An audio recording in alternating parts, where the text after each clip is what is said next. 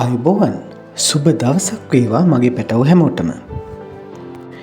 පරිසරය ආශ්‍රිත ක්‍රියාකාරකම් විෂයේ අපි ලක්වැසියෝ පාඩමේ තවත් වැදගත් විඩියෝ පාඩමක් ඉගෙන ගන්න මගේ පැටව් ලෑස්ති නේද? අද අපි ඉගෙන ගන්න පුතේ අපි පුංචි රටේ ජීවත් වෙන විවිධ ජන වර්ග ගැන.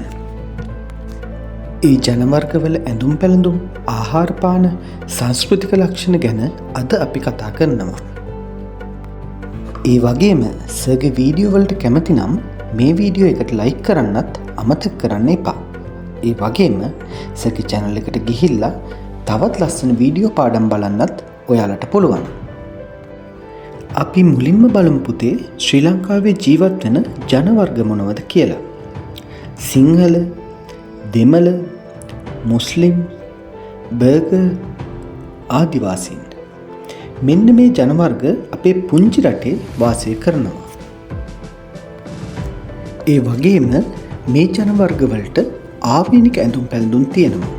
පුතේ දැන් අපි ඉගෙන ගන්නේ ඒ ඇඳුම් පැළඳුම් ගැන. සිංහල ජන වර්ගයේ පිරිමි අය ආර්ය සිංහල ඇඳුම අඳිනවා. සිංහල කාන්තාවන් ඔසරිය හා බෝරිච්චි අත් සහිත හැට්ටයක් අඳිනවා. දෙමළ ජන වර්ගයේ පිරිමි අය අඳින්නේ වේට්ටිය හා බැනියම. කාන්තාවන් සාරිය හා අද්දික හැට්ටයක් අඳිනවා. මුස්ලිම් ජන වර්ගයේ පිරිමි අය ජුබ්බා ඇඳුම ඇඳලා තොප්පියක් පළඳිනවා. කාන්තාවන් හබායා ඇඳුම ඇඳලා ඉජාහාබ් පළඳනාව පළඳිනවා. බර්ගර් ජන වර්ගයේ පිරිමි අය අඳින්නේ පුතේ යුරෝපීය ඇඳුම. ඒ කියන්නේ ෂර්ට් එක, කලිසම, කෝට් එක. කාන්තාවන් යුරෝපීය ගවුම තමයි වැඩිපුරම අඳින්නේ. දැන් අපි කතා කරන්නේ ඔයාලා ගොඩක් කැමති මාතෘකාවක්. අපි බලමු ඔයාලා කන්න ආස දේවලුත් මේ මාතෘකාවේදී සර් කතා කරයිද කියලා. සිංහල ජන වර්ගයට ආවේනික කෑම තමයි මුලින්ම තියෙන්නේ. බලන්නකෝ කිරිබත්, කැවුම්, මුංගුලි, මුං කැවුම්, අලුවා වගේ ආහාර තමයි සිංහල ජන වර්ගයට ආවේනික ආහාර වෙන්නේ. ඔයාලා මේවා අලුත් අවුරුදු කෑම මේසේදී දැකලා ඇති. දැන් අපි බලමු දෙමළ ජන වර්ගයට ආවේනික කෑම මොනවද කියලා. ඔයාලා ආස කෑම වර්ග ගොඩක් තියෙනවා. බලන්නකෝ. දෝසේ, සාම්බාරු හොදි, වඩේ, ඉඩ්ලි, ලඩ්ඩු, මුරුක්කු, උළුදු වඩේ වගේ දේවල් තමයි දෙමළ ජන වර්ගයට ආවේනික ආහාර වෙන්නේ. මුස්ලිම් ජන වර්ගයට ආවේනික කෑමවලත් ඔයාලා ආසම කෑම වර්ග තියෙනවද කියලා බලන්නකෝ. බිරියානි, වටලප්පන්, පරාටා, බූන්දි, රටඉඳි. මේවා තමයි මුස්ලිම් ජන වර්ගයට ආවේනික ආහාර. බර්ගර් ජන වර්ගයට ආවේනික ආහාරවලත් ඔයාලා හැමදාම කන ආහාර වර්ග ගොඩක් තියෙනවා. Lamprais, cake, rolls, patties, cutlet. හැමදාම අරන් දුන්නත් කනවා නේද? ඒවා තමයි පුතේ බර්ගර් ජනතාවට ආවේනික ආහාර. අපේ රටේ ආදිවාසීන් වැඩිපුරම ඉන්නේ වනාන්තරවල සහ ඒ ළඟ තියෙන ගම්වල. ඒ නිසා එයාලගේ ආහාර වෙන්නේ වනාන්තර වලින් ලබා ගන්නා ආහාර. බලන්නකෝ ඒ මොනවද කියලා. දඩමස්, මීපැණි, අල වර්ග තමයි පුතේ ආදිවාසී ජනතාවගේ ආහාර වෙන්නේ.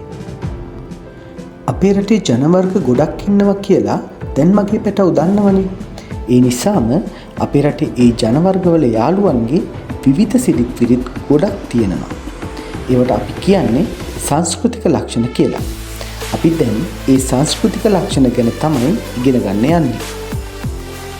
සිංහල බෞද්ධ ජනතාව පුතේ දළදා පෙරහැර, මිහිඳු පෙරහැර වගේ පෙරහැරවල් පවත්වනවා. ඒ වගේම කතරගම දේවාලය වගේ දේවාලවල පෙරහැර අවසානයේ ගිනි පෑගීම කියලා චාරිත්‍රය ඉටු කරනවා.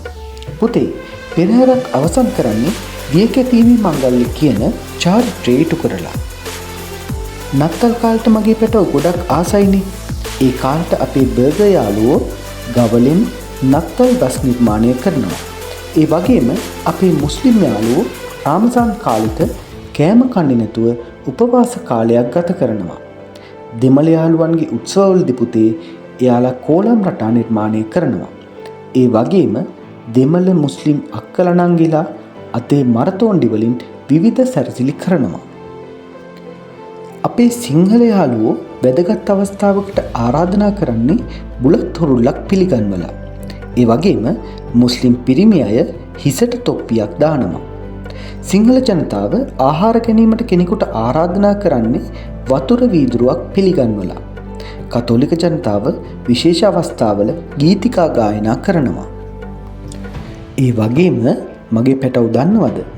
මුස්ලිම් කෙනෙක් මිය ගියාම පැය 24ක් ගතවීමට පෙර එයාගේ අවසන් කටයුතු කරනවා.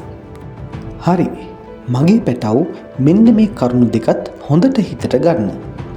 අපේ රට විවිධ ජාතීන් ගොඩක් ජීවත් වෙන රටක් නිසා අපේ රටේ විවිධ සිරිත් විරිත්, භාෂාවන්, සංස්කෘතික ලක්ෂණ ගොඩක් දැක ගන්න පුළුවන්. අපි මේ හැම දෙයකටම එක වගේ ගරු කරමින් සහභාගී වෙමින් එකමුතු වෙලා කටයුතු කරන්න හිතට ගන්න ඕන. එතකොට අපේ රටේ අනන්‍යතාවය ආරක්ෂා වෙනවා. ඉතින් මගේ පැටව් මේ දේවල් හොඳින් මතක තියාගන්න. අපේ රටේ තියෙන ආගම් ගැන ලස්සන වීඩියෝ පාඩමක් අරගෙන ආයෙත් එනකන් මගේ දක්ෂ හැමෝටම ආයුබෝවන්. සුබ දවසක්.